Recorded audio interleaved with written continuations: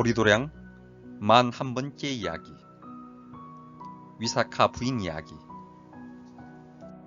위사카는 마가다국에서 5손가락 안에 드는 부자의 딸로 태어났습니다. 그녀는 7살 되던 해에 아버지와 함께 법회에 참석하여 부처님 법문을 듣고 부처님에 대한 깊은 귀의심을 갖게 되었고 수다원가를 성취하였습니다. 위사카는 16살이 되었을 때 코살국의 대단한 재산가인 미라가의 아들과 결혼했습니다. 그녀의 시아버지 미라가는 외도인 자이나교를 믿고 있는 사람이었습니다. 어느 날 미라가가 식사를 하고 있는데 비구 스님 한 분이 문 앞에 와서 탁발을 청했습니다.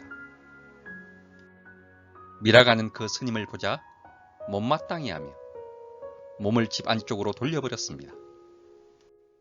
이 광경을 목격한 위사카는 그 비구 스님에게 다가가 다음과 같이 용서를 청했습니다. 대단히 죄송하오나 제 시아버지는 식은 밥을 잡수는 분이라 밥을 드릴 것이 없습니다. 미라가는 이 말을 듣고 매우 노하여 위사카에게 당장 집에서 나가라고 호통을 쳤습니다. 위사카는 대답했습니다. 아버님, 한 비구 스님이 탁발을 오셔서 문 밖에 계시는데 아버님께서는 몸을 돌려버리시더군요. 그래서 저는 생각했습니다. 우리 시아버님은 금생에 들어서도 새로운 공덕을 지으려 하지 않고 다만 전생에 지으신 공덕으로 따뜻한 밥을 드시고 사시는구나. 저는 그 비구 스님에게 공양을 드리지 못하는 변명을 하다 보니 말이 그렇게 나온 것입니다. 그리고 또다시 말했습니다. 아버님, 저는 마음속으로 부처님을 깊이 공경하고 있습니다. 부처님과 부처님 법을 믿고 실천하는 사람으로서 부처님과 비구 스님들께 공양하고 싶습니다. 그런데 아버님께서는 그것을 허락하시지 않습니다. 만약 앞으로도 비구 스님께 공양하도록 허락하지 않는다면 저는 친정으로 돌아가겠습니다. 미라가는 할 수 없이 며느리의 청을 들어주었습니다. 어느 날 위사카는 부처님과 비구 스님들을 집으로 초청하였습니다. 그리고 공양 때가 되자 시아버지에게 직접 공양을 올리라고 부탁했습니다. 그러나 자이나교를 믿고 있던 미라가는 선뜻 마음이 나지 않아 앞에 나서지를 못하고 병풍 뒤에 숨어서 부처님의 설법을 들었습니다. 병풍 뒤에서 부처님의 설법을 듣고 미라가는 부처님 법에 대한 깊은 환희심을 갖고 수다원가를 성취하였습니다. 이렇게 되자 그는 부처님과 며느리 위사카에게 큰 고마움을 느꼈습니다. 미라가는 이후 며느리 위사카를 어머니처럼 존경하여 그녀를 미라가 마타, 즉 미라가의 어머니라고 불렀습니다. 위사카는 10명의 아들과 10명의 딸을 낳았습니다. 위사카는 값을 헤아리기 어려울 만큼 보석을 잔뜩 박은 코트를 가지고 있었는데 그녀의 아버지가 결혼기념 선물로 준 것이었습니다. 어느 날 그녀는 가족들과 기원정사를 방문하여 부처님 설법을 들었습니다. 그때 그녀는 코트를 하인에게 들고 있게 했는데 하인이 그것을 잊는 바람에 코트를 기원정사에 놓은 채 그냥 집으로 돌아가게 되었습니다. 다음 날 하녀를 시켜 기원정사에 가서 자신의 코트를 기원정사에서 보관하고 계시면 그것을 성단에 시주한다고 말하고 오라고 하였습니다. 그러나 부처님의 비서였던 아난존자는 값비싼 코트를 받을 수 없다고 사양했습니다. 위사카는 외투를 팔아서라도 시주를 하려고 했지만 너무 값이 나가 아무도 사려는 사람이 없었습니다. 그러자 자신이 스스로 그 금을 지불하고 외투를 산 것으로 계산하여 억만금으로 부처님과 성가의 절을 지어 드렸습니다. 이렇게 위사카 부인의 시주로 조성된 절은 스님들이 수행하는 도량이 되었으며 부인의 이름을 따서 녹자모 강당이라고 하였습니다.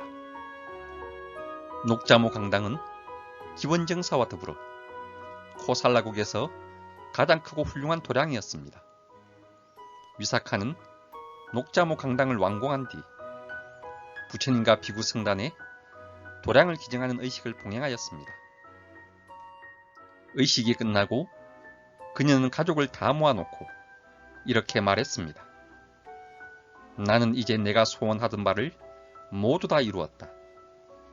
나는 더 이상 아무것도 원하는 게 없다. 이렇게 말한 뒤 그녀는 기쁜 마음으로 개송을 읊으며 녹자모 강당 주위를 돌고 또 돌았습니다. 그러자 어떤 비구들은 위사카 부인이 지금 노래를 부르며 돌고 있다고 부처님께 보고 올렸습니다. 그들은 그녀가 이상하게 변하여 노래를 부르면서 수도원 주위를 돌고 있다면서 위사카 부인이 정신이 돈 것이 아닐까 걱정했습니다. 그러자 부처님께서 말씀하셨습니다. 비구들이여, 오늘은 위사카가 과거와 현재의 모든 원을 다 성취한 날이니라.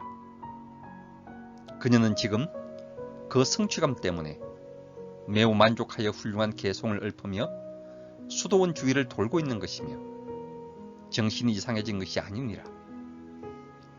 위사카는 과거 여러 생을 통하여 언제나 널리 베푸는 시주하였고 과거의 부처님 때부터 불법을 열성적으로 포기하는 사람이었느니라.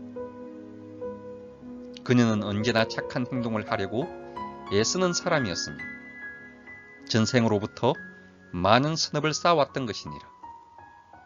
그것은 마치 화훼 전문가가 농장에서 꽃을 꺾어서 많은 꽃다발을 만드는 것과도 같이 아름다운 일이었도다.